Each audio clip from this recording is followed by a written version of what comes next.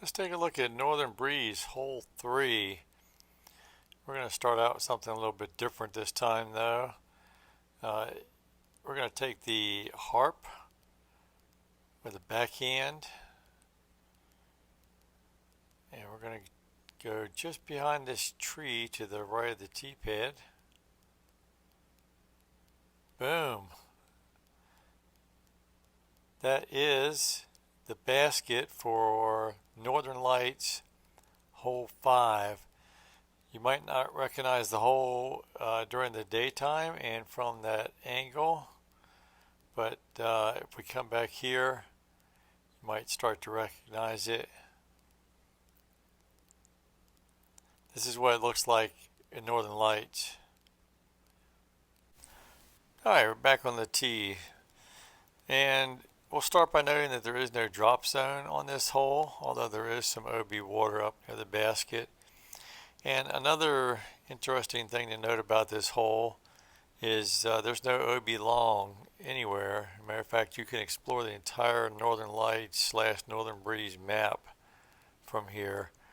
And the only time you'll get called OB is if you actually leave the map. So anyway, yeah, we can look down and see the basket 365 feet away through a very small gap in the tree. Might be tempted to try to get a disc down there, and you can, but I wouldn't recommend it. But I'll show the line anyway. We're going to go backhand, slide to the left. We'll use a musket, accurate windbreak. Chevron's about here. See if we can get one down here. And it's going to skip around a little bit, but we should have a look at the basket. 87 feet away. So it's doable, just wouldn't recommend that.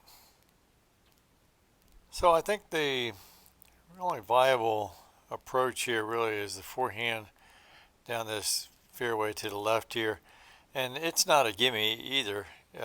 It's open at the front here, but the landing zone, the safe landing zone, is kind of small, and there's some overhead branches, low canopy. If you hit those on the right hand side here, it'll drop you right into the OB water, which is just on the other side of this tree.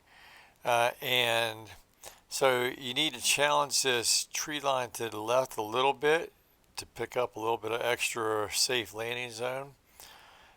And distance control is key because you can only go so high. You got to keep your aim kind of low because of the low canopy. So about right here is about as high as you want to be with your chevrons. And then disc selection is key. The accurate windbreak musket, and this is going to depend on what you bag. Somewhere between the musket and the sapphire is what I have to use on this hole, and it's wind dependent. So here I have a little tailwind. I'm going to use the musket, and I'm going to put just a little bit of anhyzer on it just to send it out to the left a little bit. Like I say, challenge this left tree line a little bit. And as you can see, when you do that, you pick up a little bit of extra safe landing zone, and even that's going to be longer than normal. That would normally be much closer, but that's not bad. 73 feet. Ended up getting a look.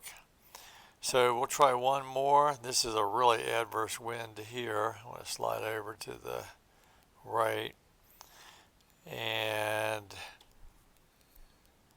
we're going to go with the musket again. I'm just going to give it even more anhyzer though to kind of keep it away from that OB water, hopefully. And that's going to be close. That was very close. Got a lucky skip. But that's the line you're going to want to take on this hole. And again, two things that are critical: disc selection, distance control. So, all right. Hope you enjoyed that. Hope you learned something. And as always, we'll see you around the valley.